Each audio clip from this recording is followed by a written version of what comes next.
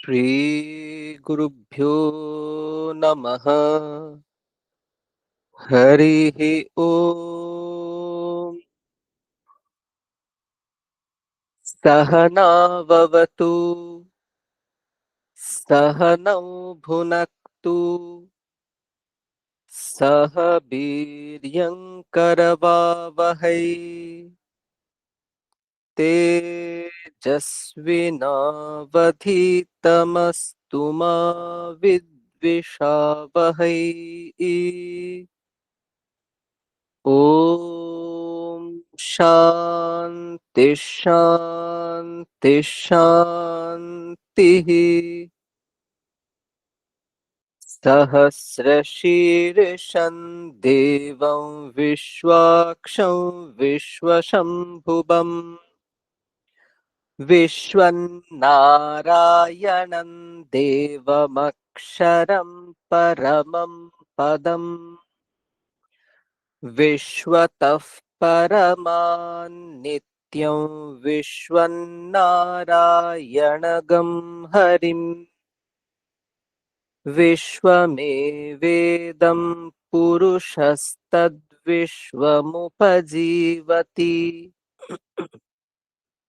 पतिं विश्वस्यात्मेश्वरगं शाश्वतगं शिवमच्युतम् नारायणं महाज्ञेयं विश्वात्मानं परायणम् नारायणपरो ज्योतिरात्मा नारायणः परः नारायणपरं ब्रह्म तत्त्वन्नारायणः परः नारायणपरो ध्याता ध्यानन्नारायणः परः यच्च किञ्चिज्जगत् सर्वं दृश्यते श्रूयतेऽपि वा अन्तर्बहिश्च तत्सर्वं व्याप्य नारायणस्थितः अनन्तमव्ययं कविगं समुद्रेऽन्तं विश्वशम्भुवम् पद्मकोशप्रतीकाशगं हृदयं चाप्यधोमुखम् अधो निष्ट्यावितस्त्यान्ते नाभ्यामुपरि ज्वालमालाकुलं भाति विश्वस्यायतनं महत् सन्ततगं शिलाभिस्तुलं बत्याकोशसन्निभम् तस्यान्ते सुषिरगं सूक्ष्मन्तस्मिन् सर्वं प्रतिष्ठितम् तस्य मध्ये महानग्निर्विश्वार्चिर्विश्वतो मुखः सोऽग्रभुग्बिभजन् तिष्ठन्नाहारमजरः कविः तिर्यगूर्ध्वमधः शायीरश्मयस्तस्य सन्तता सन्तापयति स्वं देहमापादतलमस्तकः तस्य मध्ये वह्निशिखा अणियोर्ध्वा व्यवस्थितः नीलतो यदमध्यस्थाद्विद्युल्लेखे वभास्वरा नीवारशूकवत्तन्वी पीताभा आस्वत्यणूपमा तस्या आशिखाया मध्ये परमात्मा व्यवस्थितः सब्रह्म स शिवः स हरिः सेन्द्रः सोऽक्षरः परमस्वराट् ऋतगं सत्यं परं ब्रह्म पुरुषं कृष्णपिङ्गलम् ऊर्ध्वरेतं विरूपाक्षं विश्वरूपाय वै नमो नमः। ॐ नारायणाय विद्महे वासुदेवाय धीमहि तन्नो विष्णुः प्रचोदयात्। ॐ शान्ति शान्ति शान्तिः। अथ श्रीमद्भगवद्गीता अथ चतुर्थोऽध्यायः। श्रीभगवानुवाच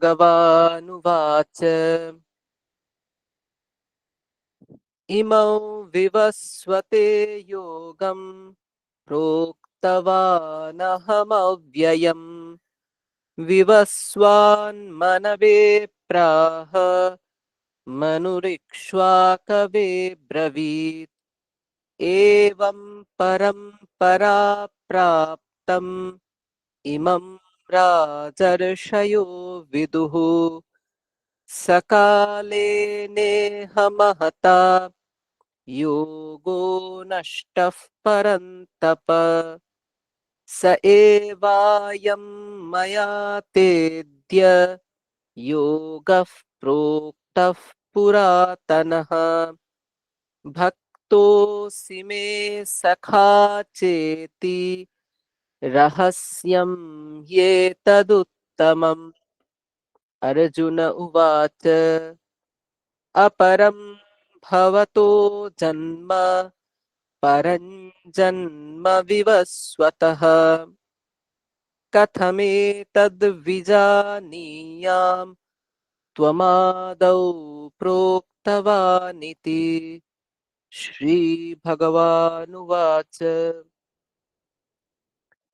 बहूनि मे व्यतीतानि जन्मानि तव चार्जुन तान्यहं वेद सर्वाणि न त्वं वेत्थ परन्तप अजोऽपि सन्नव्ययात्मा भूतानामीश्वरोऽपि सन् प्रकृतिं स्वामधिष्ठाय सम्भवाम्यात्ममायया यदा यदा हि धर्मस्य ग्लानिर्भवति भारत अभ्युत्थानमधर्मस्य तदात्मानं सृजाम्यहम् परित्राणाय साधूनां विनाशाय च दुष्कृताम् धर्म संस्थापनार्थाय संभवामि युगे युगे जन्म कर्म च मे दिव्यम् एवं यो वेत्ति तत्त्वतः त्यक्त्वा देहं पुनर्जन्म नैति मामेति सोऽर्जुन वीतरागभयक्रोधा मन्मया मामुपाश्रिताः बहवो ज्ञानतपसा पूता मद्भावमागताः ये यथा मां प्रपद्यन्ते तांस्तथैव भजाम्यहम् मम वर्त्मानुवर्तन्ते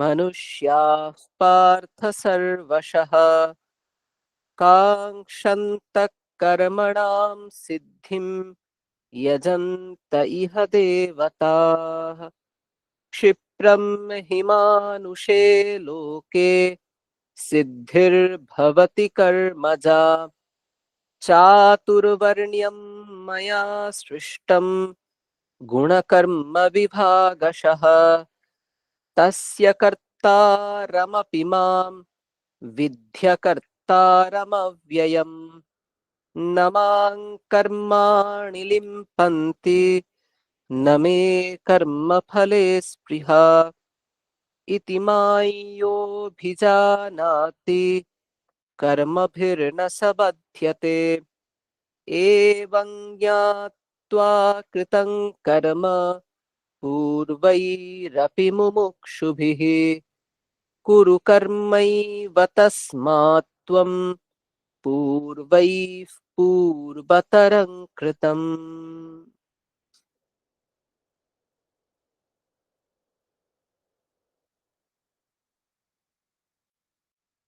আজকের মনন তৃতীয় অধ্যায়ের ৩২ নম্বর শ্লোক।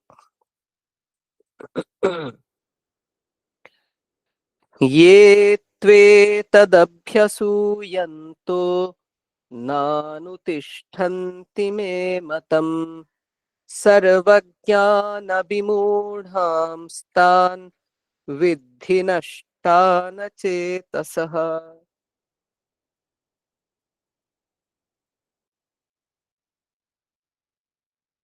আবার পড়ছি, ये त्वेतदभ्यसूयन्तो नानुतिष्ठन्ति मे मतम् सर्वज्ञानविमूढांस्तान् विद्धि नष्टान चेतसः।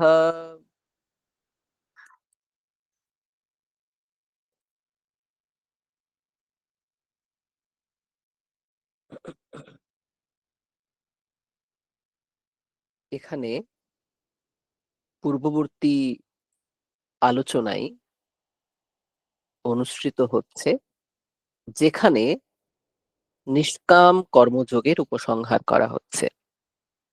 অর্জুনকে নিষ্কাম কর্মের উপদেশ দিয়েছেন এবং সেই কর্ম আচরণীয় বলে বলেছেন। যারা এই নিষ্কাম কর্মের তত্ত্ব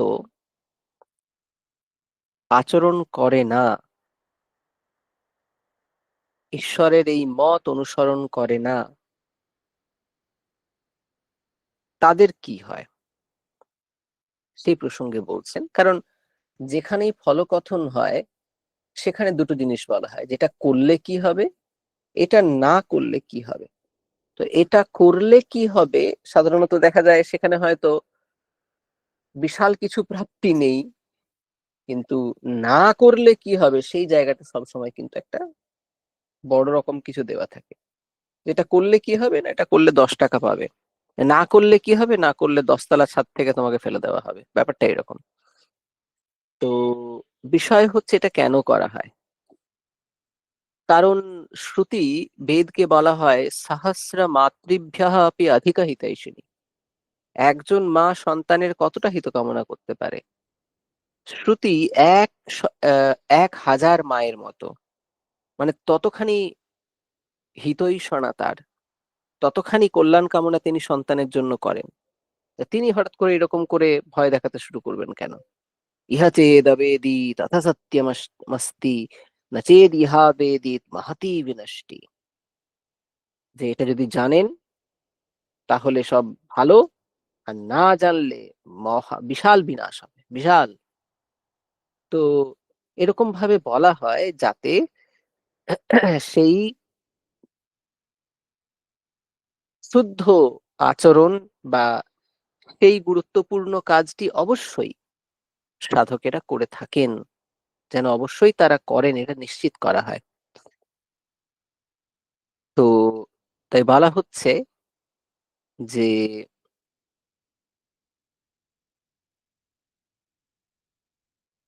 ये त्वेतदभ्यसूयन्तो ये तु एतत् मतम् अभ्यसूयन्तः न अनुतिष्ठन्ति।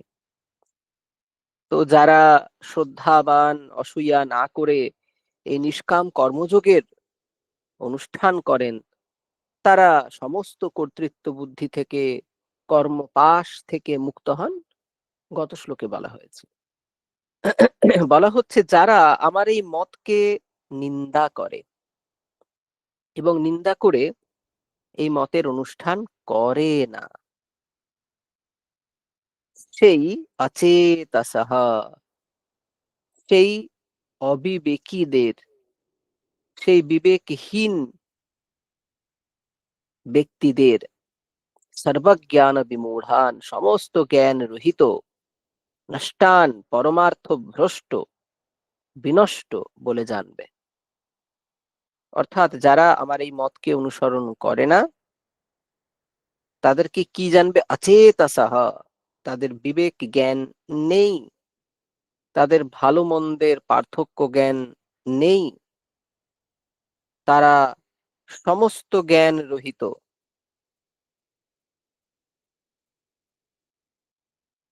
এবং পরমার্থ ভ্রষ্ট, সেই পরম পথ থেকে তারা ভ্রষ্ট হয়েছে, বিচ্যুত হয়েছে। অর্থাৎ তাদের ইহলৌকিক কোনো ভালো আর হওয়ার নেই। ঠিক আছে? আমি বললাম না, সবসময়ই দেখবেন যে প্রাপ্তি আর অপ্রাপ্তির ক্ষেত্রে ওনারা একটু বেশ কড়া থাকেন। তো এখানেও শঙ্করাচার্য খুব একটা বড় ব্যাখ্যা করেননি। একদম যেমনটা বললাম সেরকমই আ মূল অর্থটাকেই অনুসরণ করেছেন। এবারে এখানে যেটা বলার,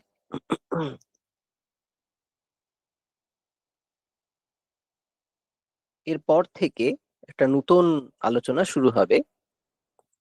তো এখানে এসে একটি আলোচনার যেহেতু উপসংহার হচ্ছে, তো সেহেতু কিছু আনুষঙ্গিক কথা বলা যেতে পারে, যার মাধ্যমে পরের আলোচনাটাকে লিংক করা যাবে।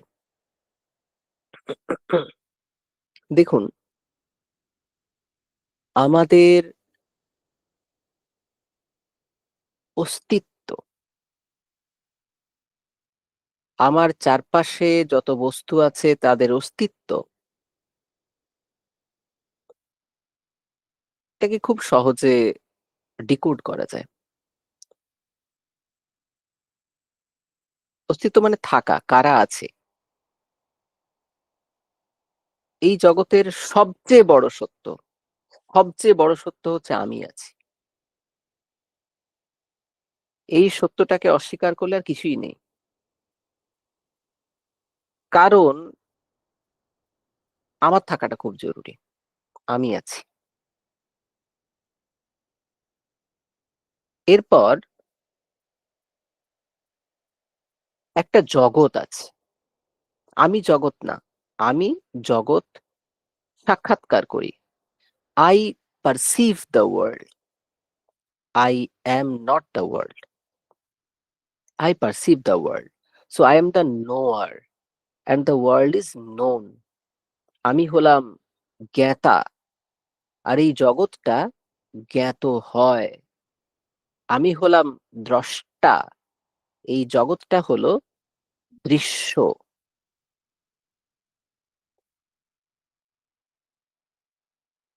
এবারে এই যে এই আমি হচ্ছে চেতন আত্মা, কনসাসনেস। এই আমি হচ্ছে কনসাসনেস, আত্মন।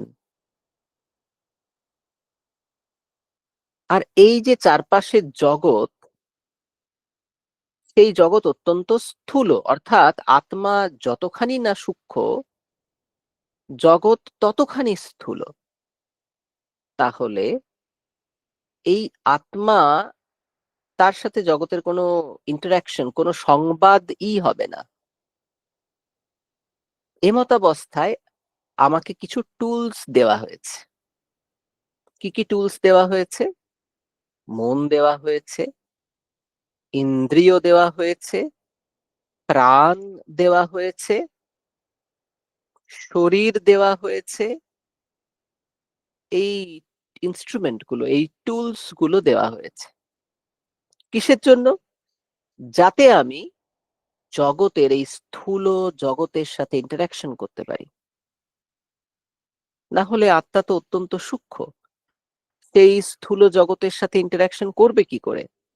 তার জন্য তাকে কিছু টুলস দেওয়া হয়েছে। মানে মোদ্দা কথা, আপনি এমনটা ভাবতে পারেন যে একটা রোবটের মধ্যে প্রাণ প্রতিষ্ঠা করা হয়েছে। মানে একটা রোবট, তার মধ্যে চৈতন্যকে বসিয়ে দেওয়া হয়েছে এবং রোবট চলতে শুরু করেছে।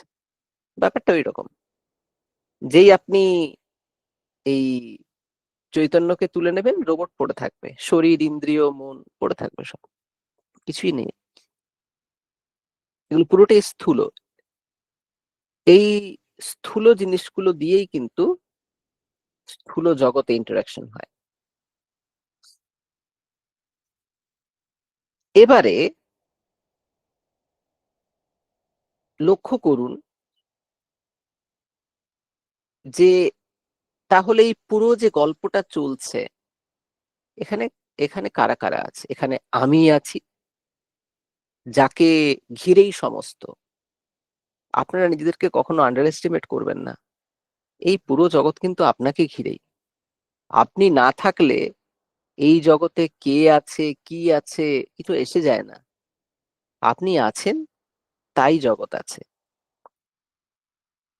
এই যে পুরো সিনেমা চলছে, তাতে আমি হিরো, বা আমি যদি মহিলা হতাম আমি বলতাম আমি হিরোইন। এই সমস্ত আয়োজন আমার জন্য। ওই যে রবীন্দ্রনাথের গানে আছে না, এই আহ হুম হুম, এত আনন্দ আয়োজন সবই বৃথা তোমায় ছাড়া।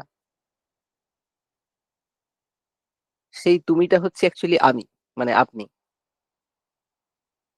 আমি না থাকলে কিছুই নেই। আমি আছি, তাই সব আছে। আমি বারবার বলি না যে আমার থাকাটা জরুরি। এই যা কিছু দেখছেন সব আমাকে ঘিরে। আপনারা ভাবেন যে আপনাদেরকে কেউ পাত্তা দিচ্ছে না, অনেক সময় আমরা একাকিত্বে ভুগি। সবকিছু আমাকে ঘিরে। আমি হলাম সবকিছুর কেন্দ্রবিন্দু। যা চারিদিকে দেখতে পাচ্ছেন সব আপনাকে ঘিরে। এই চৈতন্য। আর একদিকে আছে স্থূল জগৎ। বাইরের দিকে তাকিয়ে দেখবেন গাছপালা, জল, বাতাস। আর এই সূক্ষ্ম কনসাসনেস, সূক্ষ্ম আত্মা, সে যাতে স্থূল জগতের সাথে ইন্টারাকশন করতে পারে, তার জন্য তাকে কিছু টুলস দেওয়া হয়েছে। শরীর, প্রাণ, মন, বুদ্ধি, ইন্দ্রিয়। এর মাধ্যমে, এবারে এই যে টুলস রয়েছে, এর মাধ্যমে আত্মা কি করে? এর মাধ্যমে আত্মা বাহ্য জগতের যত বস্তু আছে, সেই বস্তুদের সাথে সংবাদ করে, ইন্টারাকশন করে। কিভাবে ইন্টারাকশন করে? এই স্থূল জিনিসগুলো, ঠিক আছে, স্থূল মানে অপেক্ষাকৃত স্থূল। আত্মা যতখানি সূক্ষ্ম, এগুলো তার থেকে স্থূল। মনকে তো আমরা স্থূল বলি না, মনকে সূক্ষ্ম বলি। তাহলে আপনি মনকে কেন স্থূল বলছেন? আত্মার দৃষ্টিতে স্থূল, আত্মা অত্যন্ত সূক্ষ্ম। তো তারা এই স্থূল জগতে বস্তু আহরণ করে এবং সেই গ্রহণ বা বর্জনের সার রূপে সুখ বা দুঃখ অর্জন করে। মানে ব্যাপারটা হচ্ছে এরকম, ধরুন আমি হলাম একটা পেশাই মেশিন। তো বাইরে থেকে আখ, সুগার কেন আমার মধ্যে প্রবেশ করালাম, আর তার ফল রূপে আমি রস পেলাম, আখের রস পেলাম। ব্যাপারটা এরকম। বাইরে যত বিষয় ভাবুন না, আপনি চারিদিক থেকে আহরণ করছেন, চারিদিক থেকে আহরণ করছেন, আর তার সার রূপে সুখ আর দুঃখ আপনি পাচ্ছেন। এই চলছে, আর কিছু নেই। চারিদিকে চারিদিকে শুধু ছুটে বেড়াচ্ছি আমি, আমাকে ঘিরেই সব। চারিদিকে আমি ছুটে বেড়াচ্ছি, অজস্র অজস্র বস্তু আহরণ করছি, ফল হিসেবে সুখ আর দুঃখ আমি পাচ্ছি। এটুকুই চলছে। এই গল্প এখানেই শেষ। মানে আমাদের জীবনের গল্প খুব বড় নয়, এটুকুই গল্প। আমি আছি, স্থূল জগৎ আছে, এই স্থূল জগতের সাথে ইন্টারাকশন করার জন্য আমাকে কিছু টুলস দেওয়া হয়েছে। আমি এই সমস্ত টুলস নিয়ে বাইরের জগতে ঘুরে বেড়াচ্ছি, বিবিধ বস্তু আহরণ করছি, ফল হিসেবে পাচ্ছি সুখ আর দুঃখ। এখানে দাঁড়িয়ে আমরা যখন বুঝি যে দুঃখটা না আমি ঠিক চাইছি না, দুঃখটা আমি ঠিক চাইছি না, ওটা আমার ভালো লাগে না, তাহলে কি করতে হবে? না, আমাকে দুঃখ যাতে না হয় সেটা ব্যবস্থা করতে হবে। দুঃখ যদি না থাকতো তাহলে এত আধ্যাত্মিক আলোচনা হতো না। খুব সুন্দর আলোচনা আছে সাংখ্যকারিকার শুরুতে। বলা হচ্ছে এই শাস্ত্র এইসব আলোচনা করাই হতো না যদি দুঃখ বলে কিছু না থাকতো। আবার যদি দুঃখ বলে কিছু থাকতো কিন্তু আমরা তাকে ত্যাগ করতে চাইতাম না, তাহলেও এই আলোচনা হতো না। আবার দুঃখকে হয়তো আমরা ত্যাগ করতে চাইতাম, কিন্তু দুঃখকে যদি ত্যাগ করা যেতই না, তাহলেও শাস্ত্র নিয়ে আলোচনা হতো না।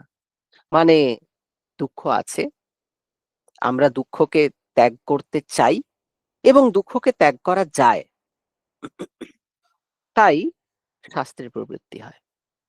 তাই এই শাস্ত্র জ্ঞানে, শাস্ত্র আলোচনায় লোকজনের প্রবৃত্তি হয়। এখানে অ্যাকচুয়ালি এই আধ্যাত্মিক পথের প্রতি ট্রিগার করে কিন্তু এই দুঃখ। আমরা দুঃখ চাই না। বেশ, যদি আমি দুঃখ না চাই, তখন আমি খুঁজতে শুরু করি যে দুঃখের কারণ কি। তখন দেখা যায় ও, দুঃখের কারণ হচ্ছে অজ্ঞান, নিজের স্বরূপকে না জানা। অর্থাৎ এই যে আমি চৈতন্য, এটা আমি জানিই না। আমি জানি আমি দেহ, আমি জানি আমি ইন্দ্রিয়, আমি জানি আমি মন, আমি এই স্থূল জিনিস যেগুলো নাকি ইনস্ট্রুমেন্ট, যেগুলো আমার এই জগতের সাথে ইন্টারাকশন করার জন্য ইনস্ট্রুমেন্ট, সেগুলোকে আমি আমি ভেবে ভেবে বসে আছি। আমি তো এরা নয়, আমি তো এদের পেছনে বসে আছে, এদেরকে চালাচ্ছে, এদের মাধ্যমে বাহ্য জগতের সাথে ইন্টারাকশন করছে।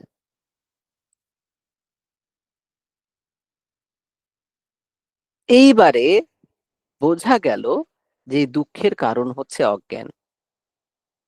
তো এই অজ্ঞানকে তাহলে আমি কিভাবে দূর করব? বলছে সে তো দীর্ঘ পথ। তার জন্য প্রথম তোমাকে যেটা করতে হবে, তোমাকে একটা ইনস্ট্রুমেন্ট দেওয়া আছে না, মন। ওটা প্রচন্ড শার্প, ওটা ছুরি, বুঝলে? ওটা হচ্ছে ছুরি এরকম ভাবে ভাবুন। ওটাকে আগে শানাতে হবে। ওটা দিয়ে আপনি মোটামুটি যা কিছু কাটার কাটতে পারবেন। তাই নাকি? হ্যাঁ। মনকে শুদ্ধ করব কি করে? না, ওকে শানাতে হবে। কি দিয়ে শানাবে?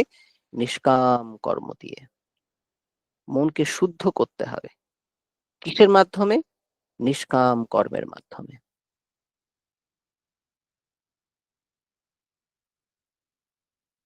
না, নিষ্কাম কর্মের মাধ্যমে কি করে শুদ্ধ হবে? না, আপনি যখনই বাহ্য জগতের সাথে ইন্টারাকশন করতে যাবেন, তখন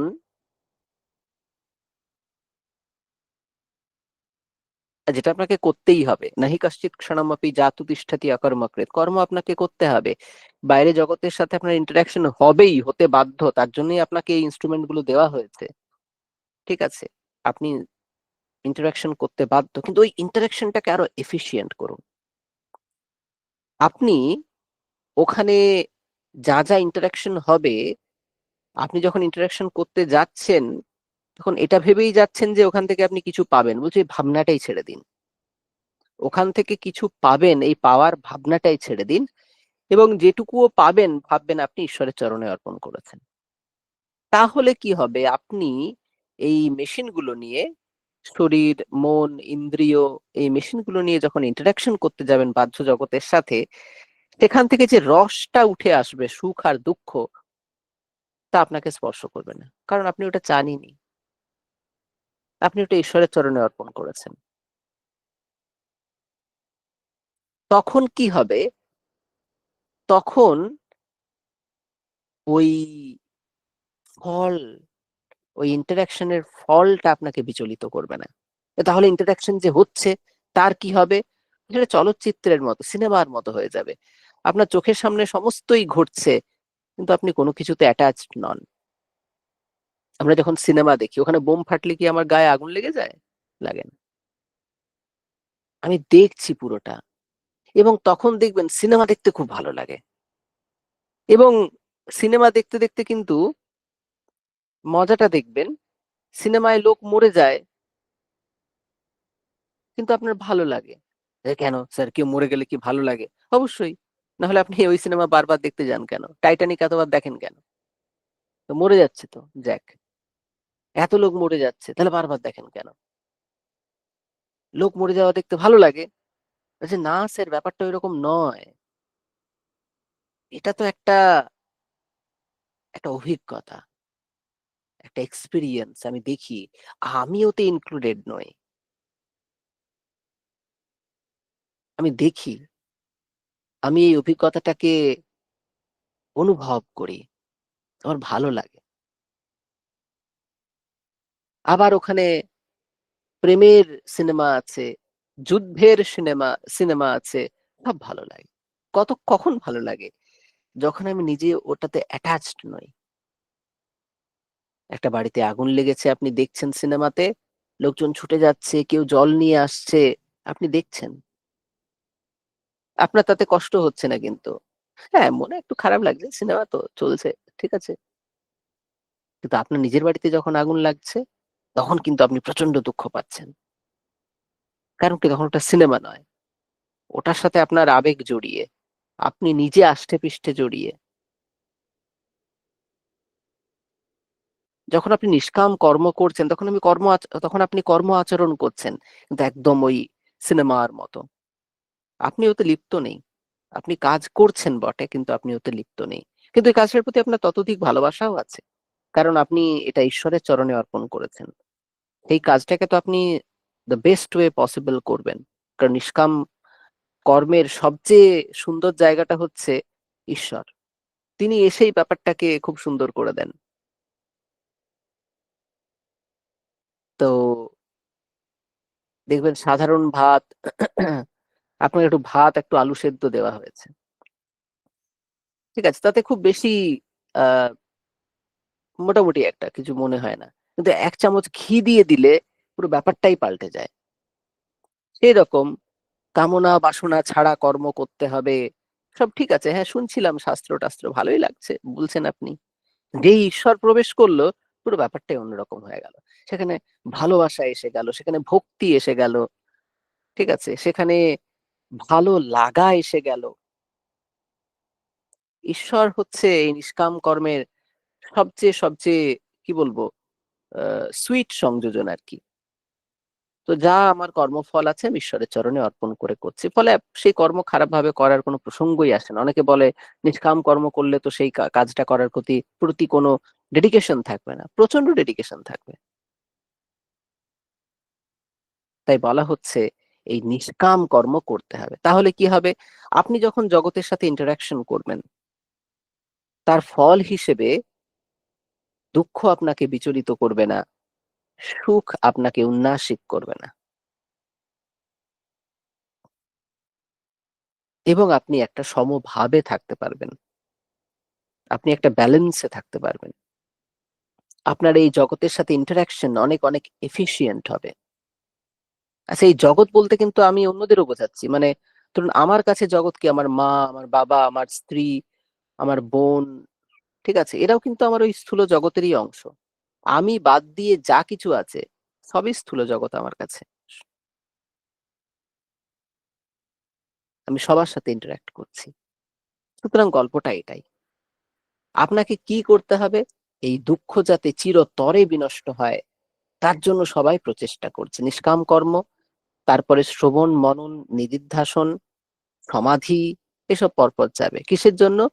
যাতে দুঃখ না হয়। আর সর্বশেষে কি? সর্বশেষে হচ্ছে এই ইনস্ট্রুমেন্ট গুলোকে অতিক্রম করে আমি আমি যে শুদ্ধ চৈতন্য, আমি তাকে উপলব্ধি করতে চাই। ঠিক আছে, এই স্থূল জগৎ, এই স্থূল জগতের সাথে ডিল করার জন্য যে ইনস্ট্রুমেন্ট গুলো দেওয়া হয়েছে, এগুলো কোনোটাই তো আমি নই। স্থূল জগৎও আমি নই, ইন্সট্রুমেন্ট গুলোও আমি নই।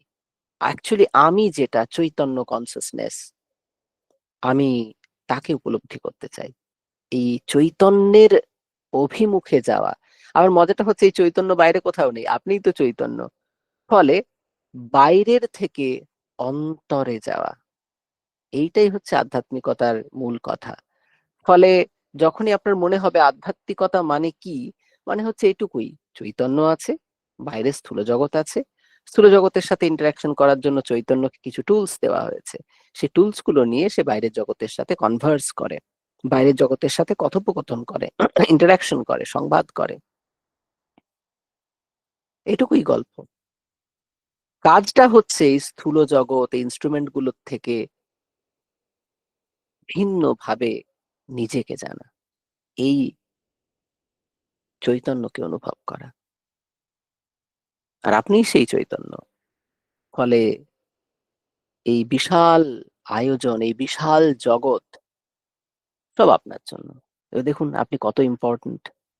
আপনি ভাবতেন যে আপনি ইম্পোর্টেন্ট নন। অথচ এই সমস্ত আয়োজন সব আপনার জন্য। আপনিই কেন্দ্রবিন্দু। এই সিনেমার নায়ক বা নায়িকা আপনি। আপনাকে ঘিরেই সবকিছু আবর্তিত হচ্ছে।